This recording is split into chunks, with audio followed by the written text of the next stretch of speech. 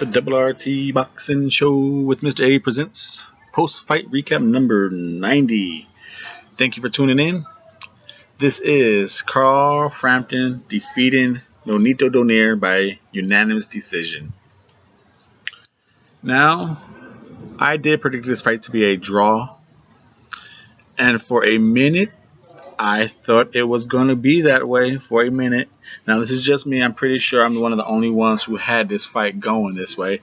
I had this fight a draw going into the 9th round. I had Carl Frampton winning rounds 2, 3, 4, and 8. And I had Nonito winning 1, 5, 6. And it was a toss-up round in 7, but I thought they both were going decent back and forth, and those uppercuts that stagger Frampton, I gave it to Donaire. Like I said, I'm probably one of the only few people who had the fight tied after 8 rounds, but I did. I had it 76-76. Now, the fight started off, I was like, oh, okay, we're going to have a very good fight here.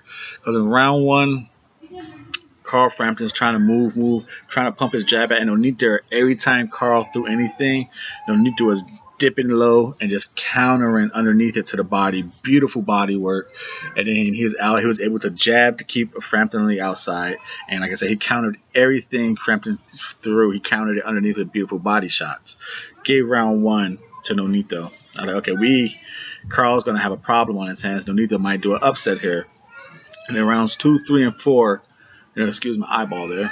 Rounds 2, 3, and 4, Frampton, and the commentator said it, even though Nonito was the taller fighter, you can see Donaire, you can see Frampton was the more solid guy.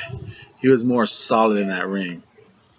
And he was and the more natural, he was the natural 126. You can see he was able to push Donaire against the ropes, and that's why I gave him rounds 2, 3, and 4. He was able to push Donaire against the ropes, dictate what type of fight it was going to be, get his shots off with his smaller length arms, and smother anything Donaire was trying to do back. Donaire was trying to do those uppercuts that he was able to land in the up and coming rounds, but he was trying to do them, but he couldn't get no step forward leverage. It was always step back against the ropes and just a baby uppercut. And Frampton was able to jab him at will, push him against the ropes, do all types of body work. And in rounds 5, 6, and 7, 5, Nonito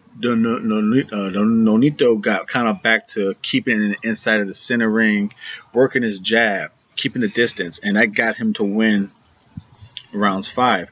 Round 6, he kind of did the same thing. Frampton was trying to get him against the ropes, but Nonito was able to spin off it more and land some uppercuts, keep the distance, spin off the ropes. He didn't allow himself to get pressed up against the ropes. But in round 7, he started getting pressed up against the ropes more. But he landed like 3 really good uppercuts, and 2 of them really staggered Frampton forward. Like I said, 7 could be a toss-up round, but I gave it to Nonito. But after that, round 8, it was a pretty good back and forth round. But Frampton, you could tell Jay Moore probably said, hey, stick on the outside. You're quicker on your feet. You could go in and out. You could jab them. Gave round 8 to Frampton. And then from round 9 on, Frampton just stayed on the outside. Chose when to go in, when to just put him against the ropes. Decided to just move and jab him. Didn't, stop going on the inside, because even though he was doing very successful work on the inside, it gave Nonito more of a chance to win. You would think with the reach, Nonito would be able to pop the jab on the outside, but his really only luck was the inside uppercut. So even though Frampton was pushing against the ropes, it was a chance that the uppercut was winning rounds for Nonito, and it was rocking. Like I said, those uppercuts you could start to see Frampton's legs get wobbly. So instead of taking the chance of, even though we're dominating him on the inside, let's not take the chance of those uppercuts flipping the switch on us all of a sudden. Just keep him on the outside, move and box him. And it was from round 9 to 12. Easy, no competition. Frampton all the way outside boxing him. So we'll see where this goes. I know Frampton is Shelby and Warrington. That's probably going to be Frampton's next opponent. We see who wins that one. And right here, we would break that one down right here on the RRT Boxing Show. I'm your host, Mr. A. Thank you for tuning in. Post-fight recap number 90. Carl Frampton, unanimous decision over Donaire. Thank you very much. Hope you subscribe.